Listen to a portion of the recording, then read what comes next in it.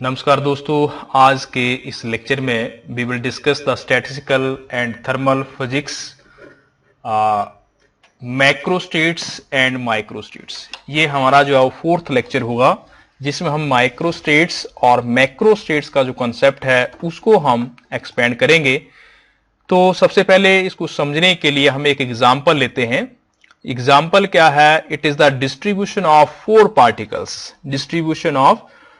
Particles in two compartment. हमारे पास four particles हैं और डिस्टिंग्विशेबल है, मतलब हम ऐसे मान लेते हैं ए बी सी डी, ये फोर पार्टिकल्स हैं और हम ये चाहते हैं कि इन फोर पार्टिकल्स को हमें टू बॉक्सेस में जो है वो डिस्ट्रीब्यूट करना है। ये सेम साइज के हमारे पास दो बॉक्सेस हैं और हम इन दो बॉक्सेस के अंदर इन पार्टिकल्स को जो है वो डिस्ट्रीब्यूट करना चाहते हैं। तो इनके जो डिफरेंट तरह के जो पॉसिबल अरेंजमेंट्स बनते हैं, यदि हम यहां से बारी बारी से इसका एनालिसिस करें तो एक पॉसिबिलिटी ये हो सकती है कि जो फर्स्ट वाला बॉक्स है उसमें कोई भी पार्टिकल ना आए, मींस जीरो, और दूसरे वाला जो बॉक्स है उसमें 4 हो जाए तो 0 4। या दूसरी पॉसिबिलिटी ये हो सकती है कि फर्स्ट वाले में 1 हो और दूसरे में 3, या दोनों में 2 2 हो जाए, या फर्स्ट में 3 हो और दूसरे में 1, या फर्स्ट में 4 हो और दूसरे में कोई ना हो। तो जब हम 4 डिस्टिंग्विशेबल डिफरेंट पार्टिकल्स को दो कंपार्टमेंट में डिवाइड करते हैं तो हमारे पास 5 डिफरेंट डिस्ट्रीब्यूशन पैटर्न आते हैं। तो ये जो compartment wise distribution of particles है या compartment wise distinct arrangement of particles है, इसको हम जो है वो मैक्रो स्टेट कहते हैं। तो मैक्रो स्टेट का मतलब हुआ कंपार्टमेंट वाइज ब्रॉड बेस, जो एक मोटा मोटा जो है डिस्ट्रीब्यूशन नंबर ऑफ पार्टिकल्स के बेस पे है, उसको हम जो है वो मैक्रो स्टेट कहते हैं।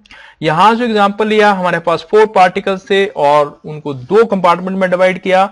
अब यदि इसको एक्सटेंड करें कि हमारे पास n पार्टिकल्स हो और उन n पार्टिकल्स को हम दो कंपार्टमेंट्स में डिवाइड करना चाहें, तो ऐसे हो सकता है कि फर्स्ट वाले में कोई ना हो, सारे के सारे दूसरे वाले में हो, या फर्स्ट वाले में 1 हो और जब 1 यहां होगा तो यहां n-1 एक कम हो जाएगा। जब फर्स्ट वाले में 2 होंगे तो दूसरे वाले में 2 कम हो जाएंगे, और सारे के सारे जब फर्स्ट बॉक्स में आ जाएंगे तो दूसरे वाला जो है वो खाली हो जाएगा।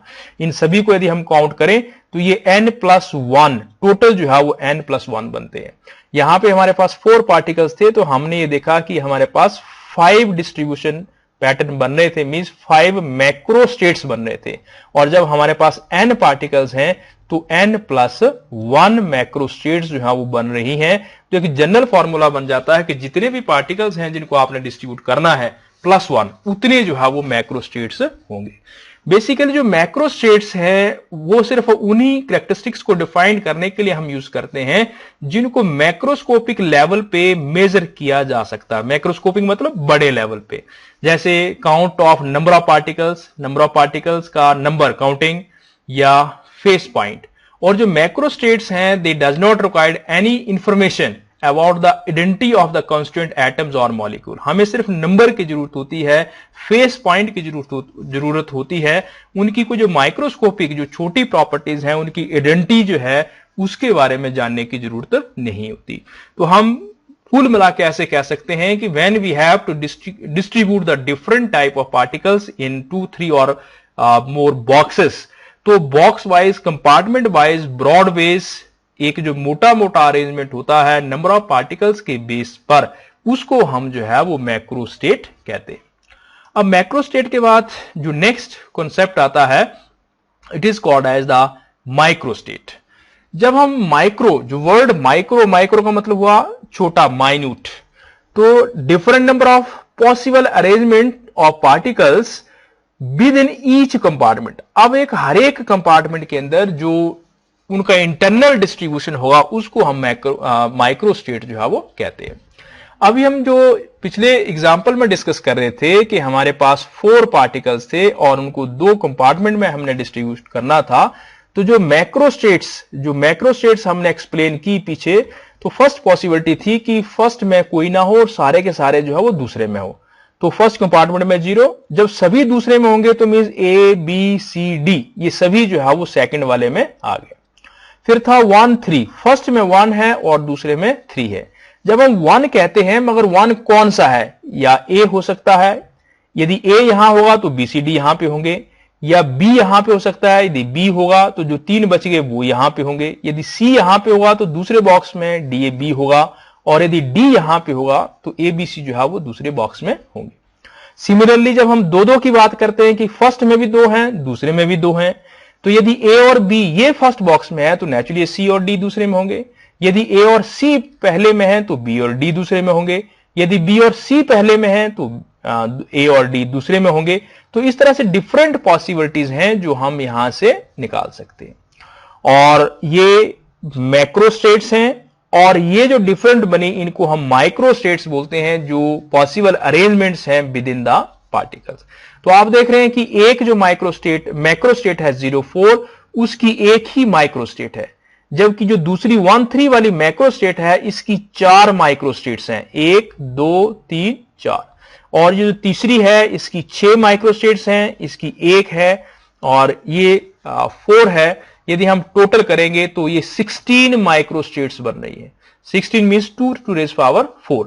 तो जब 2 कंपार्टमेंट हो और n पार्टिकल को डिस्ट्रीब्यूट करना है तो नंबर ऑफ माइक्रो स्टेट्स कितनी बनेगी 2 raised power n के फॉर्मूले से फाइंड आउट कर सकते हैं। जितने आपके नंबर ऑफ पार्टिकल्स होंगे यहां पुट करेंगे तो उतनी माइक्रो स्टेट्स जो हैं वो आपके पास आ जाएंगी।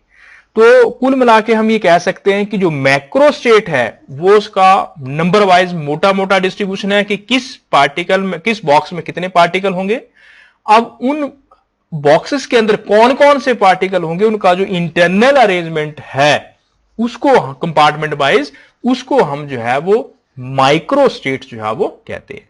तो whenever we want to discuss the distribution of the particles in different type of boxes, तो हमें 2 चीजों की जरूरत पड़ती है। एक मैक्रो स्टेट, ब्रॉड बेस्ड मोटा मोटा नंबर ऑफ पार्टिकल्स का डिस्ट्रीब्यूशन, और दूसरा micro states, internal arrangement of the particle with in each compartment, जिसको आप माइक्रो स्टेट कहते हैं। अब यहां पे तीसरी एक और चीज हम डिफाइन करते हैं, it is called as the thermodynamic probability. Thermodynamic probability, यहां पे थोड़ा सा थर्मोडायनेमिक्स वर्ड जो है वो साथ में लग गया है।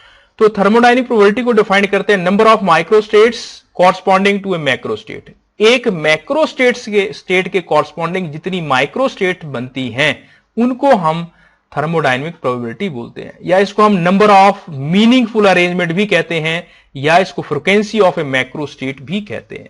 तो थर्मोडायनेमिक प्रोबेबिलिटी को यदि आप निकालना चाहते हैं तो जनरली हम कॉम्बिनेशन के फॉर्मूले से निकालते हैं, जिसको हमने पीछे भी डिस्कस किया था।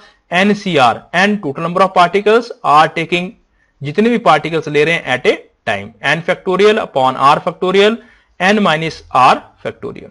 तो ये 0,4 जो पीछे हमने डिस्कस किया 0,4, ये एक मान लो कोई मैक्रो स्टेट है और हम इसकी थर्मोडायनेमिक प्रोबेबिलिटी निकालना चाहते हैं। तो इस फॉर्मूले को लगाएंगे, टोटल कितने हैं 4, तो 4 फैक्टोरियल, और एट ए टाइम 0 है तो 0 फैक्टोरियल, R माइनस 4 माइनस 0 ये, तो यहां पे आ गया 1। तो जो 0 माइनस 4 हमने मैक्रो स्टेट बताई थी, इसकी जो माइक्रो स्टेट आई थी ये 0 और यहां पे था A B C D और ये एक ही थी। तो एक इस मैक्रो स्टेट की एक ही माइक्रो स्टेट है, तो ये इसकी जो है वो थर्मोडायनेमिक प्रोबेबिलिटी कहलाएगी। उसी तरह से जो 1,3 है, तो 1,3 को हम इसी फॉर्मूले से कैलकुलेट करें तो ये 4 आता है। तो जो 1,3 मैक्रो स्टेट थी उसकी जो है वो 4 माइक्रो स्टेट्स बनती है। तो number of micro states of a particular macro state it is called as its thermodynamic probability. अब थर्मोडायनेमिक प्रोबेबिलिटी के बाद हम simple probability of a macro state भी कहते हैं, तो उसमें थर्मोडायनेमिक टर्म यूज नहीं करते, सिंपल प्रोबेबिलिटी। तो जब प्रोबेबिलिटी ऑफ मैक्रो स्टेट निकालते हैं तो number of micro states in A macro states मतलब थर्मोडायनेमिक प्रोबेबिलिटी, कितने नंबर ऑफ माइक्रो स्टेट्स हैं upon total number of micro states. तो हमने पीछे कहा था कि total number of micro states कितने होते हैं 2 raised to power n। तो number of micro states in A macro state ये NCR ये वाला फॉर्मूला, और टोटल कितने होते हैं 2 raised to power n, और NCR का यही ऊपर से फॉर्मूला हमने यहां पे पुट कर दिया और डिवाइडेड बाय 2n। तो ये एक फॉर्मूला आ गया जो हमें probability of a macro state को बताता है। तो कोई भी एक पर्टिकुलर स्टेट है, जब हम पार्टिकल्स को डिस्ट्रीब्यूट करते हैं तो डिफरेंट तरह के स्टेट्स या अरेंजमेंट पॉसिबल है।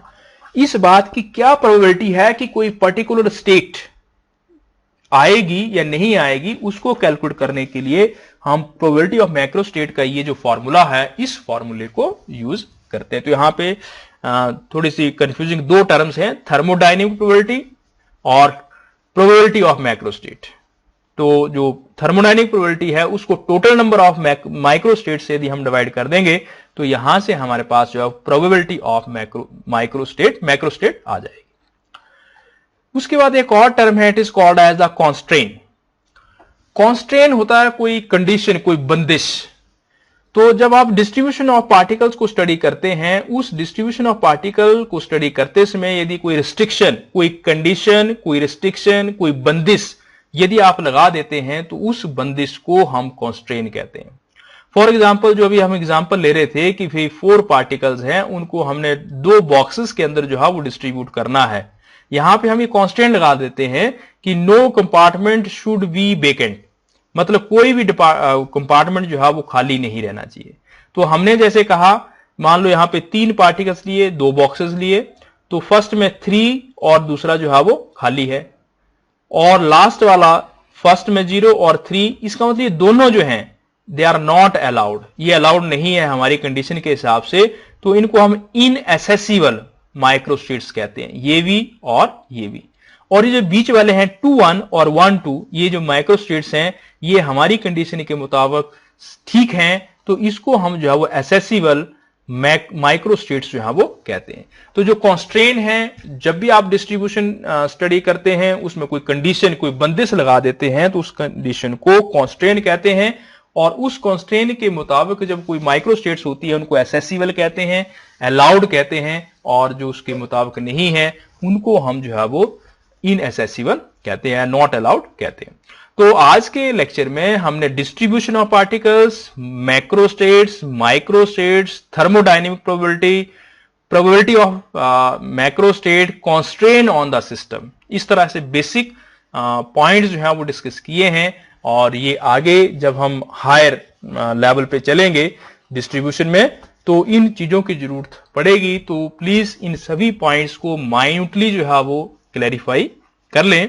आई होप ये चीजें आपको समझ में आई होंगी, और यदि आपको मेरा लेक्चर जो है वो ठीक लगता है तो प्लीज इसको लाइक करें, शेयर करें, और मेरा चैनल जो कि डॉक्टर यशपाल के नाम से है उसको सब्सक्राइब करें। Thank you.